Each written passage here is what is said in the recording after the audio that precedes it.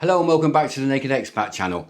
There's been quite a lot of chitter chatter online and on YouTube about the potential changes to the SRRV, the retirement visa system, which is issued and controlled by the Philippine Retirement Authority, the PRA.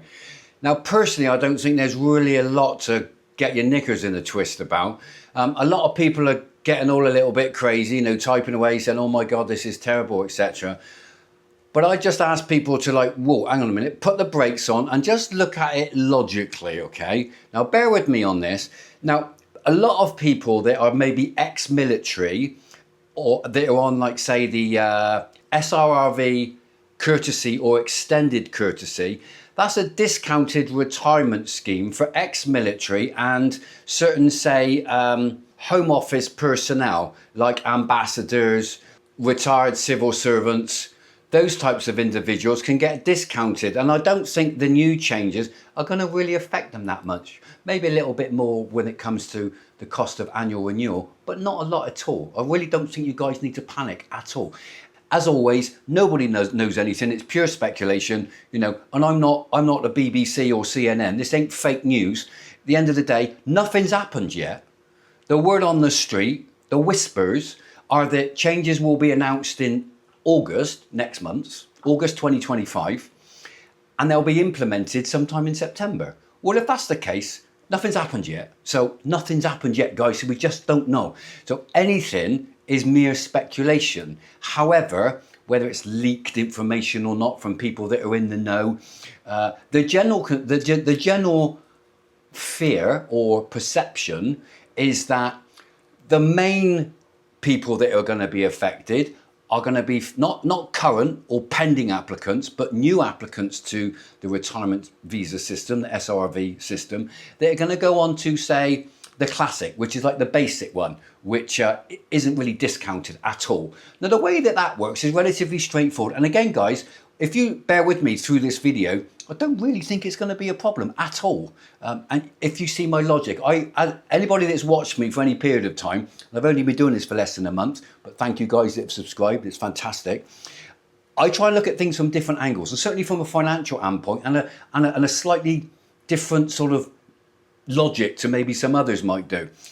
Now, PRA Classic, without further ado, PRA Classic, or shall I say, beg your pardon, if I say SRRV, I won't say PRA, is run by the PRA, the Philippine Retirement Authority, SRRV, and you've got Classic. And it's in two types. If you can prove a pension, so if you've got a pension or no pension, okay, this is the two we're going to be just quickly analysing today. If you've got a pension, that means if you can prove an income of $850 a month or more, then you only got to put in, I say only, I'm not being facetious, but $10,000 US, it's US dollars. And if you can't prove pension income, you got to put in 20,000 US dollars, okay, as a deposit, okay. Now, that money can be used within a fixed period of time to go towards the purchase of a condo, or it can just sit there earning the square root of zero, Now, I was previously on a 30-day visa, and obviously I got, as soon as I separated from my Filipino wife, I knew that potentially she could no longer continue to support my 30-day visa. So as soon as I was 50, I switched over to the SRRV Classic. Great, fantastic, because obviously I'm long stay, I'm a solo parent, etc. And that fitted with me. But my pension forecasting and targeting that I've done, being in finance, that doesn't kick in until my 60s, because I don't need the money. I got other investments and stuff. I don't need it. So although I was asset rich, well, not rich, but although I had the majority of my money in assets and I could prove I got assets, I couldn't prove income, passive income. So I had to go on the most expensive version, but I'm quite happy with it. I don't see why there's any problem with it. So you've got to put in 20,000 US dollars. Now, anybody again that's watched my YouTube channel, I'm not going to do anything with that 25. I'm not going to use it to buy a leasehold land with a house sat on it, or put that money towards a condo, because I don't think it represents value for money. Okay, it's tied up with the square root of nothing. If I want to come off the retirement visa, then I can submit an application And after it takes about 6 months, I can get that money out of the account and I'm switched on to a tourist visa or whatever, you know, because I've nil and voided my SRRV visa. The other option is I die, in which case my son shows my death certificate and gets the money out in accordance with my will, my holographic will, which is relevant to the Philippines, not my other will, which is for international assets. If you watch one of my other videos, you'll know all about that already. So what's the changes then? Okay, well, the chitter chatter, we don't know this for certain, but so many people seem to be getting their knickers in a twist, and I don't really think they should. The chitter chatter is it's going to increase, and now you're going to have to, instead of 10, you're going to have to put in 15,000 US dollars, and instead of 20, you're going to have to put in 30,000 US dollars. Oh my God, you know, so many people saying, that's it now, I can't afford it, or I'm not coming to the Philippines, the goalposts have changed, that's too expensive. And yet, there might also be, per annum, some changes in annual fees, renewal fees, yeah? Make it a little bit more expensive to renew it on a yearly basis. Don't know what those are yet, but they're not going to be huge, let's face it. And it is more expensive to renew Classic than it is, it's only a few hundred pesos if you want to renew like the courtesy or extended courtesy. It's not much to renew it, guys. And if you're ex-military, instead of all of this, I think it's about 1,500 US dollars for most as a deposit, not these larger amounts. So, but that's different. I'm looking at SRRV Classic, which is the one that's going to affect, any change that is going to affect the most, because disproportionately, these are larger increases in money, and this is what everybody's throwing their rattle out of the pram about. And I don't think it's a problem. Remember what I said previously. You can either have that sat there doing nothing, like in my circumstances. I don't care, you know. I'd rather do that. But I only represent about 50%. The other 50%, within a fixed period of time, they're able to use this money to buy a condo. So what are they getting worried about? Because they're going to have used that money anyway. Don't matter whether it's 20 or 30,000, because realistically, what's 20,000 US dollars at 50 pesos to the dollar exchange rate? It's 1 million, isn't it? Yeah. 2 5s are 10. 10 times, it's 1 million. How many people can buy a condo in the Philippines for 1 million? Well, if you want to live in a prison cell in the middle of nowhere, maybe. But realistically, guys, any of you guys that have done your research know you're probably going to be spending at least 2.5 million, 3 million upwards. You know, some people spend 5, 10, 15 million, you know. I think they're insane, but there we go. And obviously, as you know, there's like a 36-month oversupply of condos in places like Manila, because it's just been build. Nobody's buying them, you know, not anybody with any sense anyway. So, you know, if it's gone up to 30,000, well, that's 1.5 million, isn't it? What's the big deal? Because if you're going to be buying a condo for, say, you know, there's your condo there, you know, and it's going to cost you 2.5 million. Previously, when you go onto the scheme, you've had to put in 20,000 minimum, and within a fixed period of time, you put it towards the purchase of a condo, yeah? Now you've got to put in 30,000. Well, it don't matter, because you were going to spend 2.5 million anyway. So it's only 1.5 million of that. You're still going to have to add to it to buy the condo that you want. So what? This is kind of irrelevant. I don't know what people are getting their knickers in the twist about. It's irrelevant, you know? The only thing that really affects everybody is the cost of application. Normally, it was about, I think, as near as makes no difference, about 1,500 US dollars to actually apply for the SRRV in most instances. We're talking about Classic here, yeah? And to renew it on an annual basis. The annual fees per annum to renew it is likely to go up, and that will affect everybody. But it's not going to go up by much, is it? And these people that are like really getting their knickers in a twist, it's like, well, actually, hang on a minute. There's people that are saying, that's it, I'm not going to go to the Philippines, or, you know, I don't agree with it. I can't afford to anymore. Well, with all due respect, when you're an expat, things cost a lot of money. And when you move to another country, you will incur expenses that you couldn't foresee, because you can't know everything in advance. Nobody's got a crystal ball. You will be thrown a few curveballs, whether it's your health, whether it's an accident, somebody needs paying off, or whatever it might be. It's going to cost you money. You need more money than you think you do. I've said this in a lot of videos. You probably think I'm a stuck record that I keep on going on about it, but your health and everything else, you need more money than you think you do. In which case, if the increase of 10,000 US dollars, you're debating whether to be in the Philippines or not. Trust me, you can't afford to be an expat. Because if 10,000 US dollars is the difference between make it or break it, you are very, very certainly safer staying in your home country and building up more assets if that's going to stop you being here. The flip side of that is, seriously, if 5,000 or 10,000 US dollars, the increase for SRRV Classic, dissuades you from coming to the Philippines, you probably weren't that keen on being in the Philippines in the first place. You're not dedicated enough. Because if that's affected your decision to not come here, then chances are is they've actually done you a favour. Because if you had come and this sort of thing winds you up and frustrates you and you don't think you've been treated fairly, well, God help you when you come here, because most countries in Asia are really frustrating. You're not going to have a nice time. You're always going to be walking around under a cloud.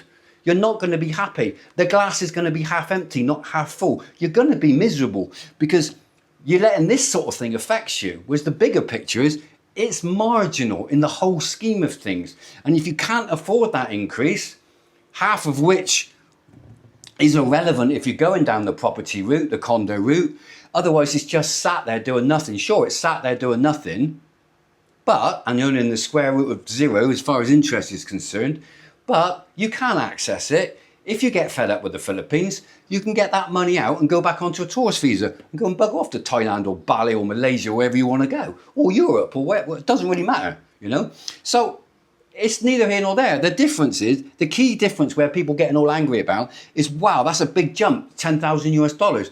I'm not saying 10,000 US dollars isn't a lot of money, but if it's going to make or break you, you can't afford to be an expat in the first place. Because if that don't make or break you, 10,000 US dollars somewhere else, like failing health or something, is a drop in the ocean. It really is. Because your health bill is going to be a lot more than that.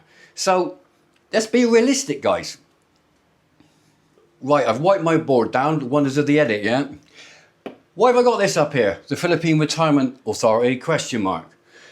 Because I don't personally think that after what I've said, in the whole scheme of things, being holistic and looking at the bigger picture, these changes, potential changes that are going to come around soon, are not so much of a big deal for you and I, potential retirees, as they are for the PRA.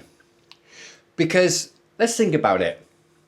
The Philippines has got one of the most laxed, welcoming visa systems of any country that I know. I mean, how many countries do you know that you can arrive here, visa on arrival, so you don't need a visa beforehand for most countries, and in most passport holders can stay here for 3 years and just renew that tourist visa for up to 3 years. And as I've said in the previous video, for some passports it's only 2 years, but for the vast majority, in the main, you can come here without any other documentation, get a tourist visa for 30 days and then just renew it every month or every couple of months. For up to 3 years. Okay, after 6 months, you've got to get a ACRI card. But how many countries do you know that you can do that? You certainly can't, like Europe, UK, America. You're going to turn up on their doorstep without a visa or anything else. Or even if, like, I'm British and go to America, you know, can do a visa waiver online, you know, special relationship and all of that. But can I stay there for 3 years? Can I? Yeah, I can only stay there for the duration of my little visit to spend all my money and go and see the Grand Canyon and then bugger off again, you know.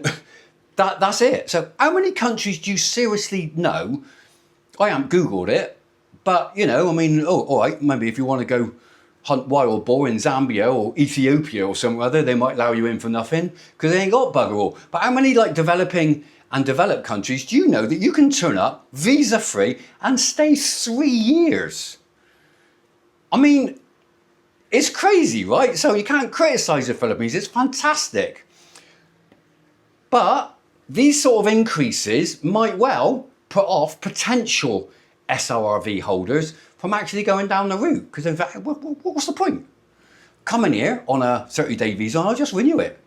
And if I got, you know, if you're retired, you got all the time in the world. You might not even be in the Philippines for 3 years. Because like every 6, 9, 12 months, you might go off to Thailand for a couple of weeks.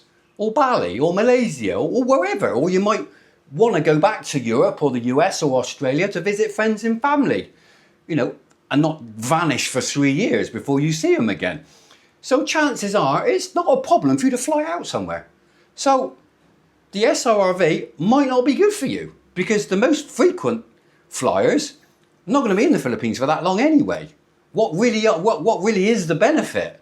So the PRA, if they make it too cost prohibitive, are the ones that are going to suffer because they'll notice that the SRRV applications drop off. And is that a potential valid concern? Am I getting worried over nothing? Well, no. But you guys on a tourist visa should. Why? Because I got a feeling, you've heard it here first. I got a sneaky suspicion that the powers that be will realise after a period of time that they might potentially price themselves out of the market. Well, are they going to drop the fees of PRA for the SRRV visa? Doubt it. How many times you know that prices go down rather than up? Seriously, with things like this. Not the supermarkets, but with stuff like this. It very rarely happens. Once the prices go up, they stay there, yeah? They always ratchet is up. So what's going to happen?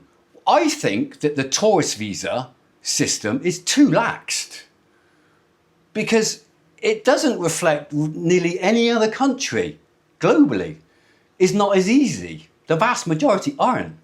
So I think they'll either reduce the length of time you can stay in the Philippines on a tourist visa before you need to fly out, maybe from 3 years down to 2 years or even 12 months. And then you've got to leave. Well, how's that going to benefit the Philippines? The only people it's going to benefit are the airlines because they'll be able to sell more flights because you need to travel more frequently.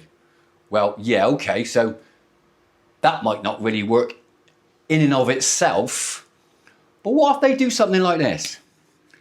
We all know already that they've put the price up, like with the express lane, yeah, for renewing your tourist visa. I think it's 1,000 peso for each month. So if you renew it for 2 months, it's 2,000 peso now.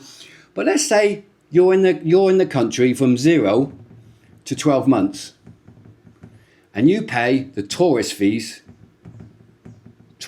visa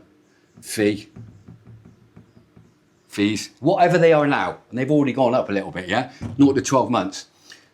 Between you can still stay here because they want your money, yeah. So between month 12 and month 24, there's maybe a 50% increase on that. You see where I'm going here. Month 24 to 36 months. You can still stay here for 3 years, renew your visa, but when you do it, so it's tiered. So up to 12 months, it costs you about the same as it is now, which isn't cheap. It's at parity with the fees for the PRA. 12 to 24 months, they'll increase the fees for 50%. You can still stay here. If you don't like it, piss off. If you do like it, you're going to pay the fees, guys, aren't you? You're going to pay it. You're not going to like it. You're going to begrudge the extra, but you're going to pay it because you like the Philippines. You want to stay here. And it's still cheaper than getting on a plane, because all of these discount flights you very rarely get. It's going to be cheaper than getting on a plane, flying to Bangkok for a few days, and then coming back. It's still going to be cheaper, even with a 50% increase, yeah? And then month 24 to month 26, it's like, all right, it's getting a little bit more expensive now, because it used to cost me 3,000 peso a month, now it's costing me 6,000 peso a month. If you're lazy and you've got money, you're going to stay in the country and just renew it, aren't you? Or you're going to fly out. Either way, the Philippines government are making more money out of you. And in doing this sort of tiered system, they still maintain the attractiveness of the PRA, because longer term, it's cheaper to go on SRRV than it is to remain as a tourist. I'm not saying this will happen, but rather than dropping the fees of the SRRV visa over time, this is highly more likely, because it don't take a rocket scientist to realise, people in government, to realise that the tourist visa system in the Philippines is too easy for most people, yeah? So if it does happen, you've heard it here first. What I've said is just mere speculation. It's just something that I thought of. Actually, hang on a minute. If the fees for the retirement visa go up too much, exponentially, people are just going to stay on long stay visas. They're not going to, there's no incentive for them to stay on a long stay tourist visa and just renew it than there is to go onto the retirement visa and make the jump. The only other options are, of course, If you're a digital nomad and you've got a lot of money coming in, you've got a good passive income from affiliate marketing or whatever. I know you old guys, you know, in that generation, really begrudge younger digital nomads because you've worked all your life, man and boy, for various companies, you know, nose to the grindstone, earning a lot of money to enable you to become an expat. And then you've got these young whippersnappers coming along at 20, 30, 40 years old that have got just as much money as a passive income as you have for your pension. And it's a kind of bit of green envy, yeah, green-eyed envy. But tough, that's the way of the world, yeah? Now, I'm not going to get involved in all whether or not they want, you know, they've got to have a special visa and all of that lot. But at the end of the day, a lot of countries want to attract digital nomads because they've got money to spend.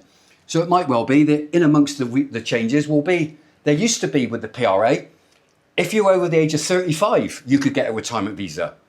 But you had to put in 50,000 US dollars if you were under the age of 50. So between age 35 and 50, you could retire on a retirement visa, but it cost you a deposit of 50,000 US dollars. They then got rid of that and it doesn't exist. But they could well introduce it, certainly for digital nomads, if you could prove a certain amount of income and maybe a deposit. They might say, okay, you need to prove a passive income of $1,000 a month.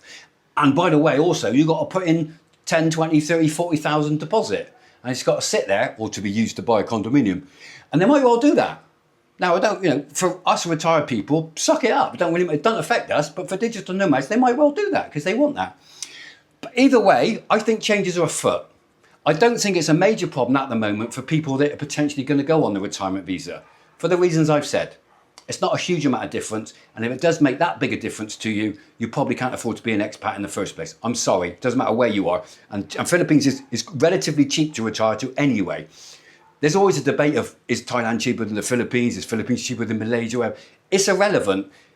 If the increase of 5 or 10,000 is going to affect you too much, you can't afford to live anywhere. Because if that's a real big kick in the nuts for you, you're better off staying in your country of domicile and saving up a little bit more money and having a larger safety net behind you.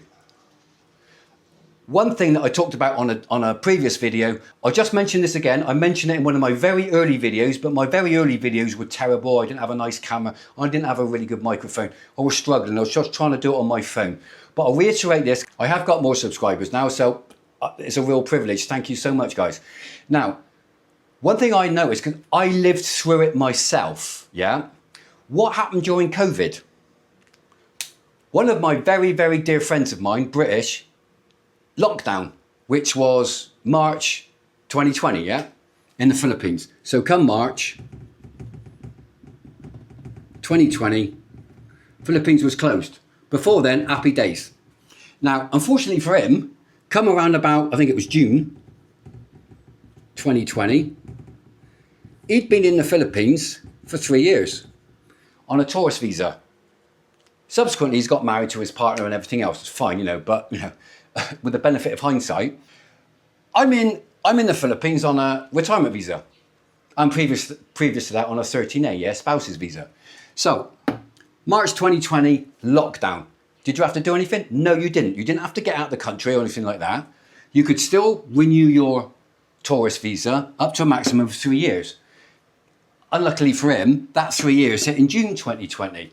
He had to leave during COVID. And what happened? He had to go back to the UK, stay in one of those COVID lockdown hotels for 2 weeks or 3 weeks and get all regular tested and everything else. Then his family, God bless them, they converted a little garden shed with some heating and stuff. And he stayed in there for 6 months because the Philippines was closed. He had to leave the Philippines. You know, there's the Philippines there. He had to leave, but he couldn't come back in because it was closed. COVID. The borders were closed. I'm sat there like everybody else on 13A, on SRRV, or people that had the remainder of their Balik Bayan, you know, 12-month visa. But as soon as that was up, they had to go. Who could stay? 13A, SRRV, people perhaps on work permits.